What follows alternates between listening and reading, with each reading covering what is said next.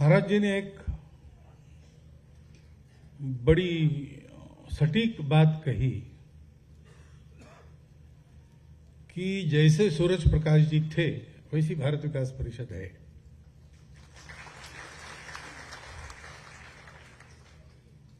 उनकी शताब्दी के समापन समारोह में हम उनको स्मरण कर रहे, तो जो अच्छे काम खड़े हो जाते हैं एकदम छोटे स्वरूप में, बिना किसी सहायता के, बिना किसी शोर शराबे से, और बढ़ते चले जाते ऐसा होता है, तब हम सब लोगों को यह समझना चाहिए कि जैसे किसी विशाल वटवृक्ष के बीज में, मूल में उसका एक छोटा सा बीज जो मटिया में ठो गया, वो बात उसको बड़ा वृक्ष बनाती, वैसे भारत विकास परिषद के मूल में सूरज प्रकाश जी का वो जीवन है। वो एक अच्छे डॉक्टर थे, वो बिना कुछ समाज का काम किए जी सकते थे, भले आदमी थे, प्रैक्टिस अच्छी चलती थी, आराम कर सकते थे खाली समय में, लेकिन उनका जीवन कर्ममय था और सेवामय था। बहुत लंबा चौड़ा उनके बारे में इसलिए नहीं बोलूंगा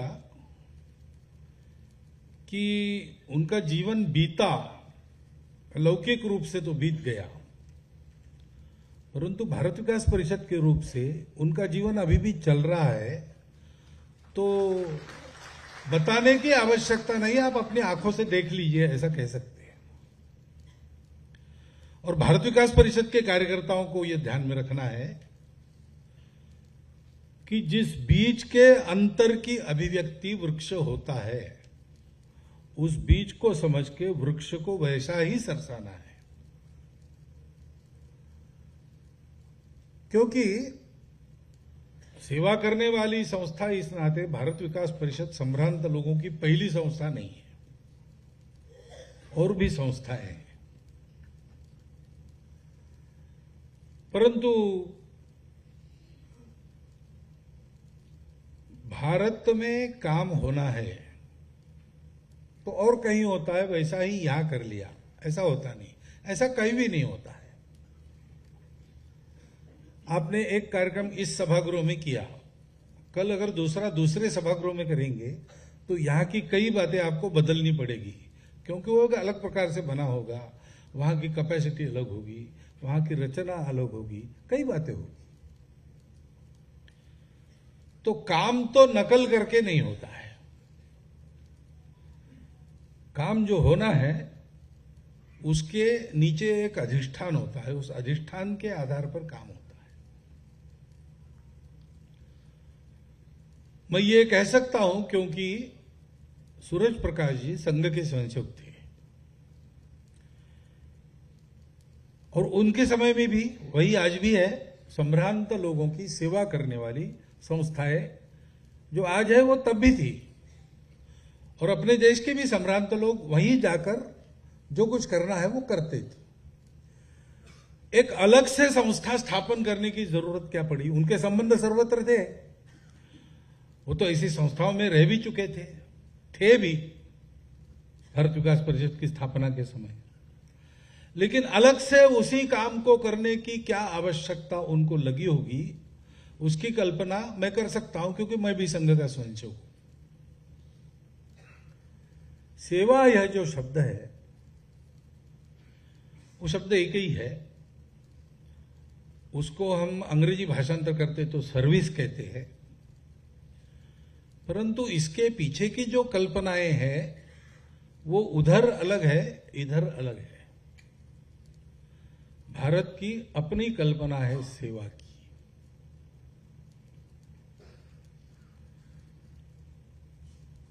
तो लौकिक भाषा में ही बोलना पड़ता है, तो मैं भी वैसे ही बोलूंगा, आप भी वैसे ही बोलेंगे।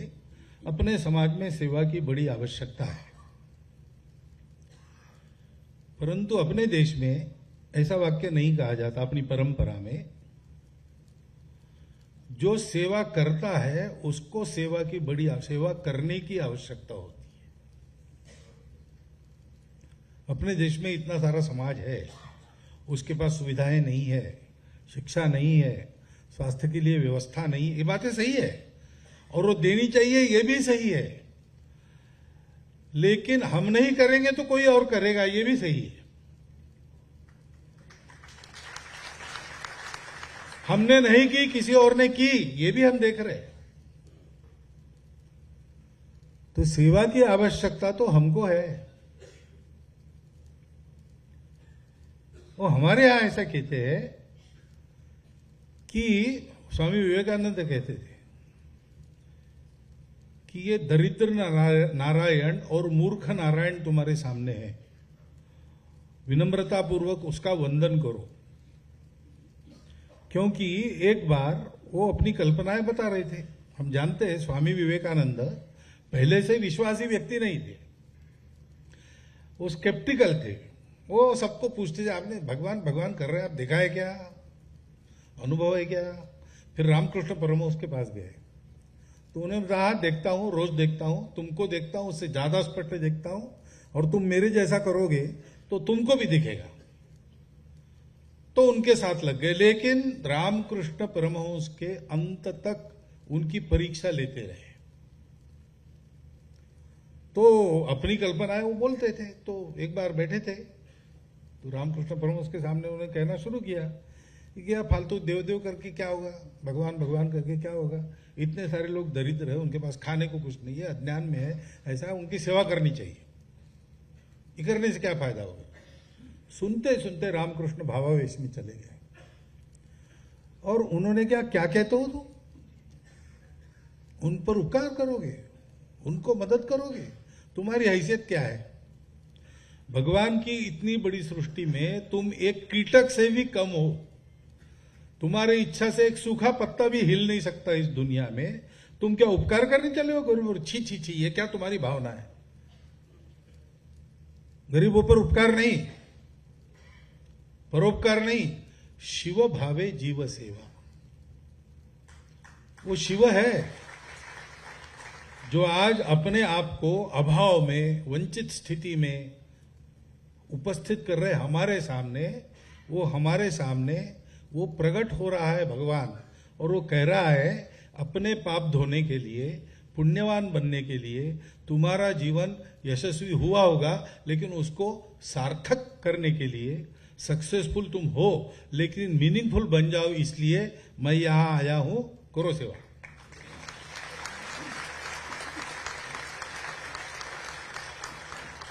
ये हमारी भारत की कल्पना है सेवा की, और इसलिए हमारी सेवा में अहंकार नहीं रहता। और हमारी सेवा, जिनकी हम सेवा करते, उनको सदा लेने वाले नहीं रखती, उनको लाचार नहीं बनाती, वो लेने वालों को देने वाले बनाती है। मराठी में कविता है, देने वाला देता जाए, लेने वाला लेता जाए, लेते लेते लेने वाले ने देने वाले के हाथ ले लेने चाहिए, ऐसी एक कविता है मराठी। हमारी सेवा ऐसी रहती है, जो सेवित है उसको सिंह बनाने की सेवा है। वो हमारे है, वो हमारे अपने हैं, वो हमारे आराध्य है, वो हमारे साथ होने चाहिए, हमारे पीछे नहीं होने चाहिए। ये हमारा सेवा का जो संकल्पना ये हमारी जो है, वो एक अलग प्रकार की है। हमारी सेवा में स्वार्थ तो होता ही नहीं।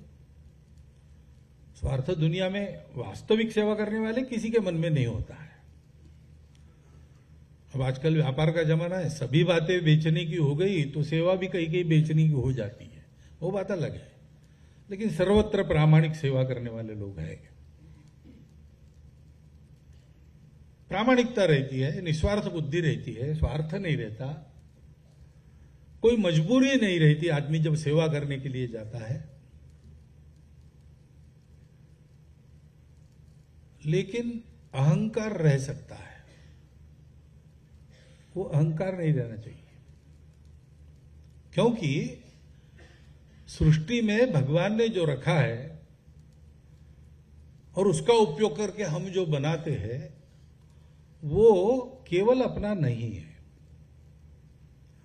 तो मुख्य अतिथि जी ने एक बड़ी महत्वपूर्ण बात की हम सब लोगों के लिए कि हम लोग संपत्ति उत्पन्न करने वाले हैं, जमा करने वाले हैं, लेकिन उसके मालिक नहीं है, हम उसके ट्रस्टी हैं।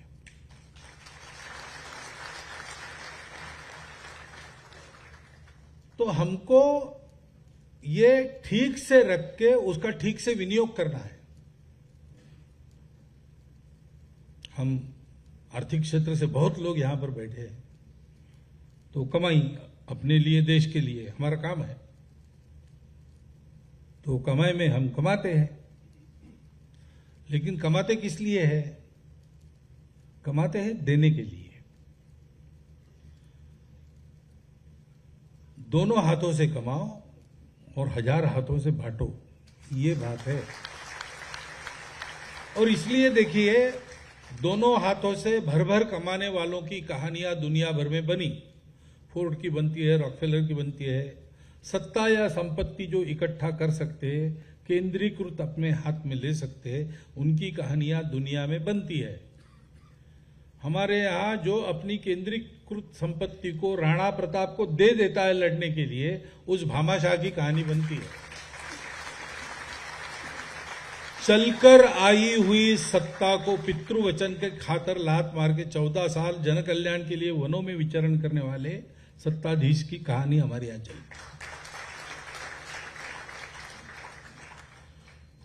हम भारत है, और इसलिए जब हम कहते हैं हम भारत विकास परिषद है, तो पहला शब्द तो भारत है। हमको पहले समझना पड़ेगा। महाराज जी ने कहा, भारतीय आधार पर, भारतीय विचारों के अनुसार, भारत की परंपरा के अनुसार होना चाहिए, होना ही चाहिए। क्योंकि विकास उसी को कहा जाता है जो अपने अपने स्वरूप के अनुसार होता है। सर्कस में हाथी साइकिल चलाता है या फुटबॉल खेलता है, ये अजूबा जरूर है। हम पैसे देके उसको देखने के लिए जरूर जाएंगे, लेकिन वो हाथी का विकास नहीं है। वो विकसित प्राणी मनुष्य है, उसकी जैसी साइकिल चलाता है, फुटबॉल खेलता है, ये हाथी का विकास नहीं होता है। हर एक की अपनी प्रकृति के अनुसार उसका विकास है। तो भारत का विकास होगा तो भारत की प्रकृति के अनुसार होगा।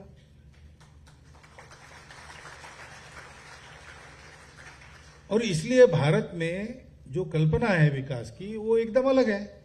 दुनिया की विकास की कल्पना थोड़ी सी एकांगी हो जाती है। अब उनका दोष नहीं है, उनके पास जो सत्य आया वो अपूर्ण सत्य है, अधूरा है। 4 में से 3 तत्व उनके पास है, इसलिए उनके करने में भी दम है। वो पश्चिम का है, इसलिए छोड़ो उसको, हका लो, ऐसा नहीं कर सकते। लेकिन ये जरूर समझना पड़ेगा कि उनके करने में अपूर्णताएं हैं, क्योंकि उनके पास 4 में से 3 साधन है, शरीर, मन और बुद्धि। इनको जोड़ने दोष नहीं है। उनके पास जो सत्य आया वो अपूर्ण सत्य है, अधूरा है। 4 में से 3 तत्व उनके पास है, इसलिए उनके करने में भी दम है। वो पश्चिम का है, इसलिए छोड़ो उसको, हका लो, ऐसा नहीं कर सकते। लेकिन ये जरूर समझना पड़ेगा कि उनके करने में अपूर्णताएं हैं, क्योंकि उनके पास 4 में से 3 साधन है, शरीर, मन और बुद्धि। इनको जोड़ने वाला क्या है? उनके पास नहीं है। उनको पता है अर्थ पुरुषार्थ, पता है काम पुरुषार्थ, उनको पता है मोक्ष पुरुषार्थ का भी पता है। वहां भी साक्षात्कारी पुरुष हो गए, परंतु इन तीनों को साथ चलाने वाला उनको धर्म पता नहीं है। अर्थ कामों को अनुशासित रखना और मोक्ष की ओर बढ़ाना, इसके लिए वो धर्म आवश्यक है, और भारत के पास वो है। भारत के पास वो है। भारत धर्मप्राण देश है। तो भारत का विकास का आधार क्या होगा? केवल आर्थिक ऐसा नहीं है। धर्म है, धर्म है, किसी को नकारता नहीं है। धर्म वो है, वो सबको स्वीकार करता है। धर्म वो है, वो किसी भी अतिवाद पर नहीं जाता, वो मध्यम मार्ग पर चलता है। धर्म वो है जो संतुलित होकर चलता चलाता है। धर्म जीवन की धारणा करता है। धर्म इसलिए इहलोक में और परलोक में सुख देता है। प्रारंभ में, अंत में, मध्य में, सर्वत्र धर्म आनंददायी होता है। जीवन की धारणा उसके आधार पर, वो हमने आपने बनाया नहीं है, वो है। आप मानो न मानो, आप उसके अनुसार चलो, आपको फल मिलेगा, नहीं चलो नहीं मिलेगा। उसमें सबका विचार है। देखिए, शिबी राजा की कहानी आप सबको पता है। उनके दरबार में कबूतर आया, बाज पीछा कर रहा था, भागते भागते आया, प्राणों के मुंह से आया, भय के कारण होश उड़ गए थे। राजा को कहा कि मुझे आश्रय चाहिए, राजा ने उसको छुपा लिया। प्रजा है राजा की, शरण देना राजा का धर्म है। बाज आया, उसने कहा एक कबूतर, असत्य नहीं बोलना है। हाँ, कबूतर आया है, मेरे संरक्षण में है, तुम उसको मार नहीं सकते। मैं राजा हूं, ये मेरी प्रजा है, उसका संरक्षण करना मेरा काम है, मेरा धर्म है। लेकिन बाज चुप नहीं बैठा। बाज ने कहा बात सही है, तुम्हारा धर्म है, मुझे प्रकृति ने धर्म दिया है ऐसे पक्षियों को खा के पेट भरना, नहीं खाऊंगा तो मैं मर जाऊंगा। तो मेरे धर्म को रोककर तुम अपना धर्म कैसे सिद्ध करोगे? अगर धर्म है तो मेरा भी चलेगा, तुम्हारा भी चलेगा। तो तुम तो मेरा चलने नहीं दे रहे हो, तो ये कहां का धर्म है? तो शिबी राजा क्या कहता है? शिबी राजा कहता है, हाँ ये बात तुम्हारी ठीक है, तुम्हारा पेट भरना चाहिए और तुम मांसाहारी पक्षी हो, तुमको मांस ही खाना पड़ेगा। ये प्रकृति ने तुम्हें धर्म दिया है, लेकिन ये जरूर नहीं तुम कबूतर का ही खाओ, तुम मेरा मांस खाओ, मैं काट के देता हूं। अब देखो, बाज भी धर्म की दुहाई दे रहा है, कबूतर भी धर्म मांग रहा है, राजा भी धर्म की दुहाई दे रहा है। ये धर्म सर्वत्र है, सबके लिए है, सबको सुख देता है।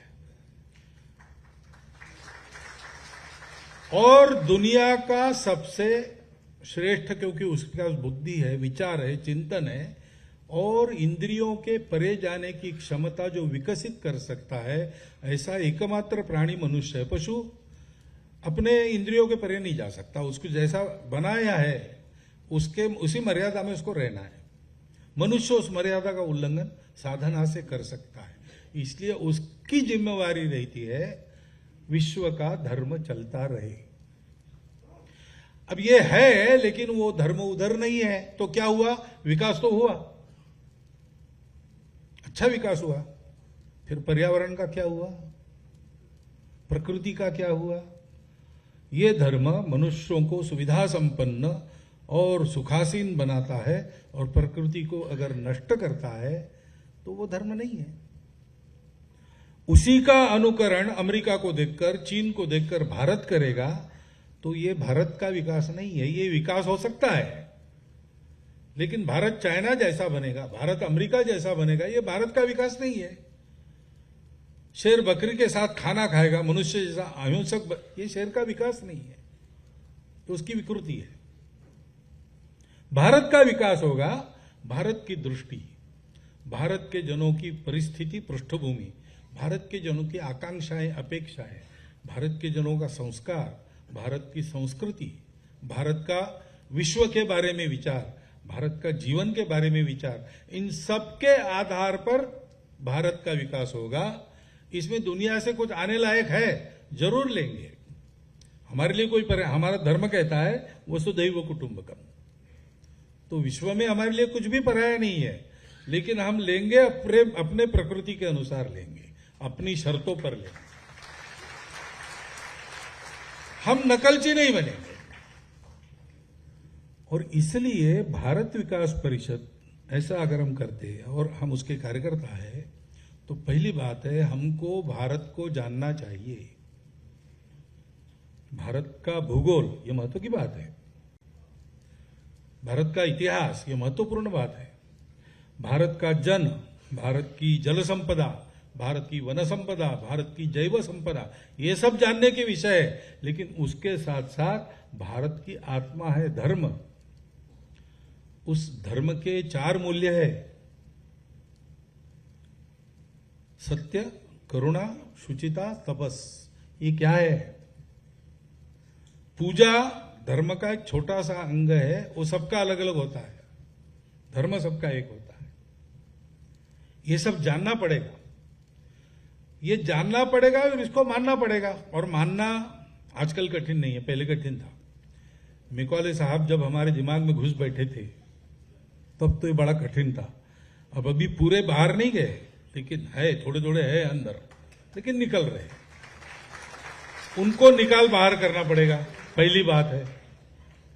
और दूसरी बात है कि हमको ये जानना पड़ेगा, क्योंकि आज विश्व सारा जिस अवस्था में है वो भारत की दृष्टि को सिद्ध कर रहा है, लेकिन ये नकारात्मक सिद्धता हो गई। विकास क्यों आवश्यक है? तो पहली बात है कि हम इस सृष्टि के अंग है, हमको भारत यही बताता है। तो विकास होना ही पड़ेगा, क्योंकि एक का विकास होता तो सबका विकास होता, सबके विकास में एक का विकास होता है। एक का विकास होगा, सब जाए खड्डे में, ऐसा कहते हैं तो विकास नहीं होता है। विकसित मनुष्य वही है जो स्वयं अच्छा है और उसके संपर्क में जितने आते हैं वो सब अच्छे बनते हैं उसके कारण। नहीं तो ऊंचा भया तो क्या भया, जैसे ताल खजूर अतिगंज को छाया नहीं, फल लागे अति दूर। ऐसा विकास किसी काम का नहीं है। तो आप अगर वृक्ष हो, बड़े हो, अच्छे सुंदर फूल, उसके बाद बड़े मधुर फल आपके पास है, तो राह चलते पथिक को आपकी छाया मिलनी चाहिए और आपके फल मिलने चाहिए। आप भले ही धूप में तपो, लेकिन आप सत्पुरुष तब बनते हैं जब वृक्ष जैसा परार्थ के लिए आपका सब होता है। छाया मन्यस्य कुर्वन्ति तिष्ठन्ति स्वयं आतपे फलानि अपि परार्थाय वृक्षाः सत्पुरुषाय। यह जीवन मनुष्य का जीवन है। पशु का जीवन अपने लिए होता है, अपना हो गया तो बाकी विचार ही नहीं करता। घास खाएगा, पेट भरने तक खाएगा, तब तक किसी को नहीं खाने देगा दूसरे को। उसका पेट भर गया तो उस घास का क्या हुआ चिंता नहीं करता, कल के लिए गट्ठर बांध के घर नहीं ले जाता। उसको विचार ही नहीं है। अपनी प्राकृतिक वासनाएं तृप्त हो गई, जब तक वो तृप्त है तब तक पशु दुनिया में है नहीं, किसी को पता नहीं चलता। मनुष्य का ऐसा नहीं है। मनुष्य अगर करनी करे तो नर का नारायण बन जाए, ऐसा कहते हैं। विपरीत करनी करे तो नर का नराधम भी बनता है। मनुष्य में ही राक्षस होता है, मनुष्य में ही देव होता है। जाना किधर अपना चॉइस है, और हमारे लिए हमारे पूर्वजों ने वो चॉइस बना के रखा है, हमको दूसरा चॉइस नहीं है। भारत इसी के लिए प्रसिद्ध है। भारत से सबकी यही अपेक्षा है। भारत ये करेगा तब भारत बड़ा बनेगा। ऐसा बनता है। आप चाहो ना चाहो, वेश बन जाते हैं ना। गांधी जी का चित्र है, गांधी जी का एक स्वरूप है जो नित्य परिचित है, वैसे ही उनकी मूर्तियां वगैरह बनती है। लेकिन बचपन से गांधी जी वैसे ही थे क्या? ऐसा नहीं है। उनके अलग अलग वेशों में, वो इंग्लैंड गए तब का फोटो है, वापस आए तब का फोटो है, तरह तरह के। लेकिन प्रचलित चित्र कौन सा है? वही है।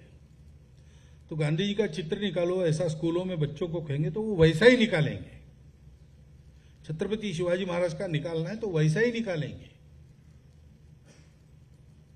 उनके अन्य स्वरूप भी होंगे, बचपन में होंगे, भोजन करते समय का अलग होगा, सब होगा। लेकिन वो नहीं, जनता के मन में प्रतिमा गांधी जी ऐसे, शिवाजी महाराज ऐसे, लोकमान्य तिलक ऐसे, ये पक्का है। दूसरे रूप में जाएंगे तो जनता पहचानेगी नहीं। ऐसे भारत का जो रूप दुनिया ने देखा है वही रूप प्रचलित है। भारत विश्व के लिए शांति सुखदाता विश्व गुरु है। उसको उसी रूप में खड़ा करना पड़ेगा। वो अपने लिए नहीं जीता। बाकी सारे देश बने तो अपने सामूहिक स्वार्थों की रक्षा के लिए एक कृत्रिम बंधन, उसको कायम रखने वाली सत्ता, इनको लेकर बने। इनका अपना अपना है। दुनिया में कुछ न कुछ संदेश उनको भी देना है। वो भौतिकता में संदेश है सारे, उसको पूर्ण करने के बाद वो नष्ट हो जाते हैं। भारत कुछ बात है कि हस्ती मिटती नहीं हमारी,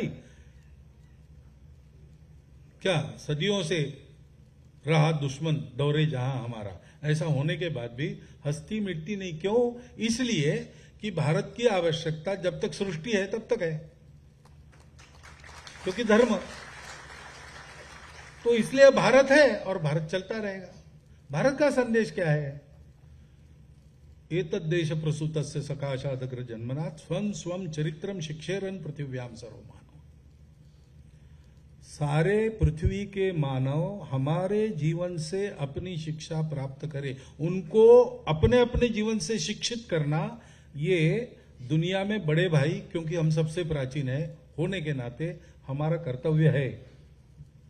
इस कर्तव्य को पूर्ण करने के लिए भारत उठता है। इस कर्तव्य की आवश्यकता नहीं है तो भारत उठता नहीं है, लाख पटको नहीं होगा। और इस कर्तव्य की आवश्यकता उपस्थित हो गई तो अगर पिछले 100 साल में हम लोगों का जो चरित्र रहा, जो करतूतें रही हमारी, उसका डाटा कंप्यूटर को फीड करेंगे तो वो कहेगा कि इनको तो दुनिया में होना ही नहीं चाहिए, ऐसे लोग हैं ये। लेकिन हम हैं और हम अच्छे होते चले जा रहे हैं, गुणों में भी और स्थिति में भी, क्योंकि उसकी आवश्यकता है, दुनिया मांग रही है। तीसरा उपाय चाहिए, ये करके देख लिया, वो करके देख लिया, व्यक्ति को व्यक्तिवादी बनकर देख लिया, समाजवादी बनकर देख लिया, ईश्वर को मानने वाले बनकर देख लिया, नास्तिक बनकर देख लिया, विज्ञानवादी बनकर देख लिया, लेकिन कहीं पर हमारी समस्याएं कम नहीं होती, उलट नई नई समस्याएं खड़ी हो जाती। तो हमारे सब प्रयोग 2000 साल में हमने जो किए वो अधूरे रह गए और अपयशी हो गए। अब रास्ता हमारे पास नहीं है, एक ही है भारत। और इसलिए भारत का विकास दुनिया की आवश्यकता है और हमारी आपकी तो है ही, क्योंकि हमारा तो रोज का अनुभव है ना। अब बताया हमारे प्रमुख अतिथि ने क्या क्या हो रहा है भारत में। यहां भारत जैसे जैसे बड़ा हो रहा है, सुरक्षित हो रहा है, सामर्थ्य संपन्न हो रहा है, वैभव संपन्न जैसे जैसे हो रहा है, वैसे वैसे दुनिया भर में पहले भारतीयों की गर्दन अपने आप ऊंची हो रही है। नहीं तो हमको कोई घास नहीं डालता था, आज बुलाते हैं G20 का यजमान बनो। हम रशिया को बार बार कहते युद्ध मत करो, पहले अगर कहते तो रशिया हमको झाड़ के चुप कर देता, लेकिन अब नहीं, भारत बहुत अच्छा देश है। ये चमत्कार क्या है? भारत बड़ा हो रहा है तो भारतीयों की प्रतिष्ठा बढ़ती है, और इसलिए भारत का विकास हमारे आपके और हमारे आपके कुटुंबों की सुरक्षा प्रतिष्ठा के लिए अनिवार्य आवश्यकता है। नहीं तो युगांडा में कितने लोग अपने अच्छा उद्योग, युगांडा की इकोनॉमी हमारे लोगों ने बनाई, और ईदी अमीन ने 3 दिन का नोटिस लिखे सबको निकाल दिया, हम कुछ नहीं कर सके। क्यों? भारत उस स्थिति में नहीं था, और इसलिए उसका विकास है, हमारी भी आवश्यकता है। सेवा करना, भारतीय समाज को निर्दोष बनाना, भारतीय समाज का कोई अंग पीछे नहीं रहे इसको देखना, ये हमारे लिए पुण्य भी है और इस अर्थ में हमारा वो स्वार्थ भी है। ये करना ही पड़ेगा। मेरा भाषण सुनेंगे आप, जोरदार तालियां वगैरह कहते आप बजाते, उससे नहीं होता, केवल काम करना पड़ता। और इसलिए ये हमारी भारत विकास परिषद है। एक होती है सभा, हमारी सभा नहीं है। भगवान के पार्षद होते हैं। पार्षद कौन होते हैं? वो एग्जीक्यूटिव्स होते हैं, उनके हाथ में लाठी रहती है। भगवान इच्छा व्यक्त करते या भगवान आज्ञा देते, उसको लागू करना उनका काम होता है। वो कार्यकर्ता होते हैं। तो हम लोग कौन है? भारत विकास परिषद, यानी हम लोग कार्यकर्ता है। कार्यकर्ता कार्य करने वाला होता है। मैं ऐसा कहता हूं, आप ये क्या बोल रहे हैं आप? कार्यकर्ता यही कार्य करने वाला ही होता है ना, होता है, लेकिन कार्यकर्ताओं को इसको ध्यान में रखना पड़ता है। नहीं तो क्या होता है कि कार्यकर्ता जाता तो है कार्यक्रम में, लेकिन वहां अपने फोटो कितने ज्यादा निकलेंगे ये देखता है। इसलिए गीता में कार्यकर्ता का वर्णन है, मुक्त संग, उसको संग नहीं, वो काम करता है लेकिन कार्य के साथ आने वाली ये जो सारी बातें, कार्य अच्छा करेंगे, बढ़ेगा तो प्रतिष्ठा बनेगी, काम की बनेगी तो हमारी भी बनेगी, फोटो निकलेंगे, अच्छे अच्छे श्रेष्ठ लोग अपनी स्तुति करेंगे, जैसे आप आज नहीं देखी हमारी, ये हमारा नहीं है, उस कार्य का है। इसमें से जाना तो पड़ेगा, कोई टाल नहीं, मैं भाग नहीं सकता इस मंच से, तो सुनना पड़ता है, लेकिन वो मेरा नहीं है, वो संघ का है, वो बड़ा है।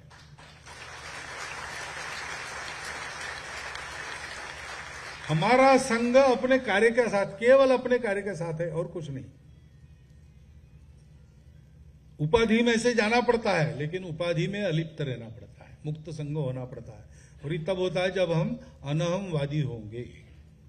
मैं करूं, छोटे बच्चे को रहता है ना, स्वाभाविक, मनुष्य का जन्म होता है तब से अहंकार उसको चिपका है। इसलिए छोटे बच्चे को कंधे पर लेकर आप एक लाइट जलाओ, वो कहता नहीं नहीं मैं करता हूं, मैं कर रहा हूं, फिर से बंद करवाएगा, फिर अपने हाथ से, वो बटन ऊपर जाता नहीं, इतनी ताकत नहीं है, हम उसका हाथ पकड़ के करते, लेकिन फिर से एक बार, फिर से एक बार, मैं करूं, ये रहता है, ये मैं हमको चिपका है, उसको छोड़ना, इससे परे जाना, करेंगे हम। मैं कौन हूं? मैं कोई नहीं, मैं एक बिंदु हूं, परिपूर्ण सिंधु है।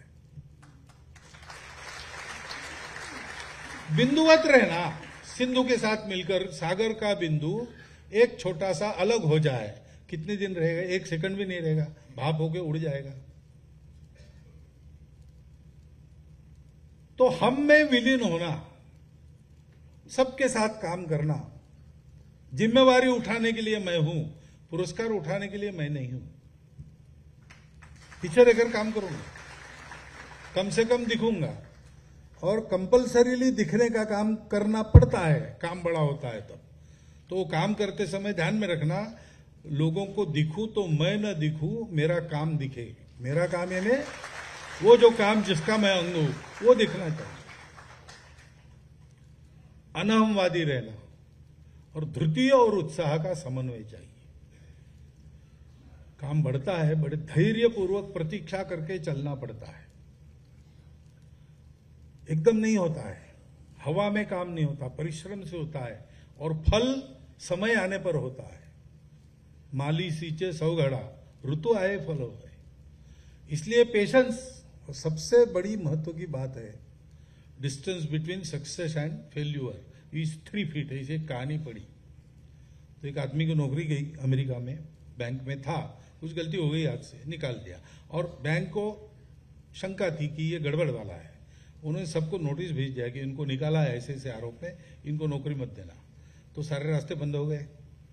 अब वहां पर ऐसा है कि पैसा नहीं है तो कोई भी नहीं है, तो फिर पत्नी ने भी घटस्फोट दे दिया। जाते समय अपने खाउटी के लिए बंगला, कार सब ले गई। अब इसका कुछ है नहीं, $111 जेब में और शरीर पर कपड़े, क्या करेगा?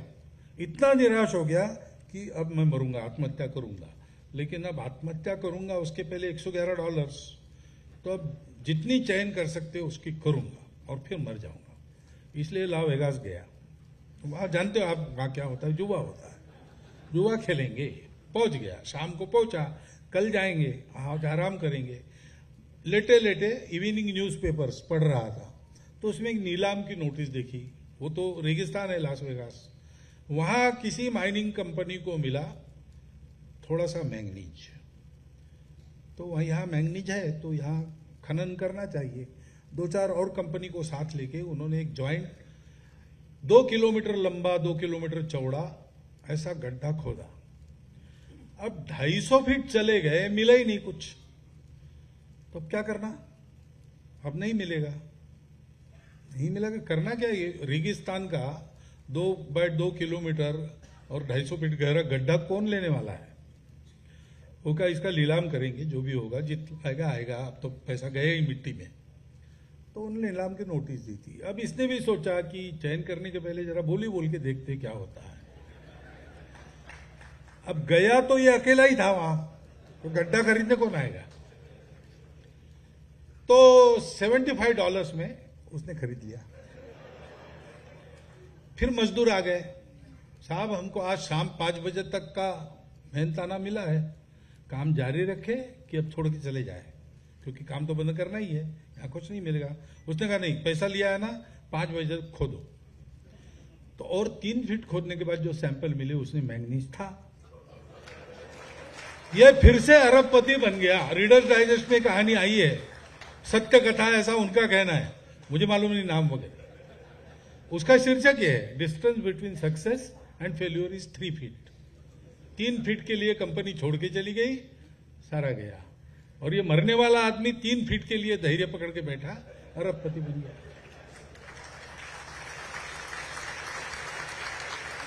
तो धैर्य भी चाहिए, उत्साह भी चाहिए। धैर्यपूर्वक शिवाजी महाराज ने प्रतापगढ़ पर प्रतीक्षा की, खूब बदनामी हुई, शिवाजी भाग गया, शिवाजी छुप गया, ऐसा कुछ नहीं हुआ था। वो प्रतीक्षा कर रहे थे कि ये मेरे इसमें आ जाए, फिर देखता हूं। और अफजल खान आ गया उस जंगल में, पूरा समाप्त कर दिया। उसके बाद 3 महीने के अंदर बीजापुर के दरवाजे तक स्वराज्य फैलाया। तो जो शिवाजी कुछ न करते हुए इतने महीने यहां बैठे थे, वो 3 महीने में इतना विस्तार करके वापस आए। धृति और उत्साह का उत्तम उदाहरण। और इतना करने के बाद भी आखिर ऋतु आए फल होए, ये तो है ही। तो सिद्धि और असिद्धि से निर्विकार रहना पड़ता है। तो जब हम भारत कहते हैं तो भारत का धर्म, भारत की संस्कृति, भारत के मूल्य, भारत की दृष्टि, ये सब आता है। उसको जानना चाहिए, उसको मानना चाहिए, और हमको स्वयं को वैसा बनना चाहिए। नहीं तो भारत के बारे में भाषण तो यहां से करना आसान है, भारत को नित्य जीवन में जीना यह आवश्यक है। स्वम स्वम चरित्रं शिक्षेरन पृथिव्याम सर्वमानव। इसलिए भारत को जीना, व्यक्तिगत जीवन में, सामाजिक जीवन में, पारिवारिक जीवन में, आजीविका के काम में भारतीय मूल्यों के आधार पर चलो, तब समाज धारणा होती है। धर्मस्य मूलम अर्थम, इस अर्थ में कहा है, क्योंकि आगे कहा है अर्थस्य मूलम राज्यम। वो भी आप पॉलिटिक्स वगैरह सोचते हो, बड़े इंटरेस्टिंग रहते हैं सब लोग उसमें, परंतु राज्य से मूलम इंद्रिय निग्रह, ये कहा है चाणक्य ने। और आगे बढ़ता है वृद्धोपसेवा वगैरह, सारी बातें आती। तो भारत बनकर जीना। और जब विकास कहते हैं तब उसके आधार पर हमारी विकास की कल्पना क्या होगी। हम सबको साथ लेकर चलते हैं। हमारे विकास में मनुष्य, मानवता पूरी और सृष्टि एक साथ चलेंगे। एक के विकास से दूसरे का अवकाश नहीं होगा, अविकास नहीं होगा। एक के विकास से सबका विकास होगा। साथ चलाने वाली हमारी पद्धति रहेगी। हमारे यहां व्यापार, उद्योग, कृषि हाथ में हाथ डालकर आगे बढ़ेंगे। व्यापार प्रमुख की कृषि प्रमुख, हमारे यहां ऐसा नहीं रहेगा। ये सब साथ चलते हैं। सबको साथ चलाने वाला, आजकल पॉपुलर घोषणा चलती है सबका साथ सबका विकास, लेकिन देने वाले ने ऐसी ही नहीं दी होगी, क्योंकि वो भी स्वयंसेवक है।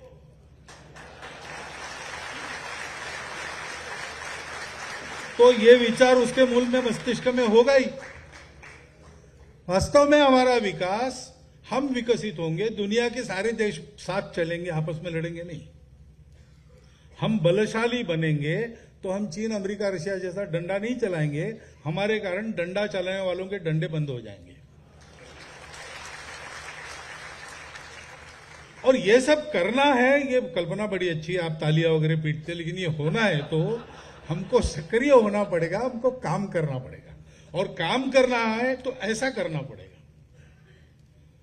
इसलिए सूरज प्रकाश जी स्वयं मटिया मेट होकर भारत विकास परिषद को एक वटवृक्ष बनाकर गए। वो वटवृक्ष क्या है हमको समझना चाहिए, और उसके पुष्प, फल, बीज बनकर हमको इस वटवृक्ष का भरपूर विस्तार करना चाहिए। शताब्दी का समापन हमारे संकल्प से होगा। हमने ये संकल्प लेना चाहिए और इस वृक्ष का विस्तार करना चाहिए। उसमें से समर्थ भारत, उसमें से संपन्न भारत, उसमें से सदाभावी, सद्भावी भारत, और सारे विश्व को सदाचरण सिखाने वाला भारत खड़ा होना चाहिए। तब भारत विकास के कार्य की भी हम सफल सांगता कर सकेंगे। वो दिन अपने परिश्रम से हमको पास लाना है, हो सके तो इसी देह में इन्हीं आंखों से उस दिन को देखना है, वैसा आपको देखने को मिले, ये शुभकामना देता हूं और 4 शब्द मेरे समाप्त।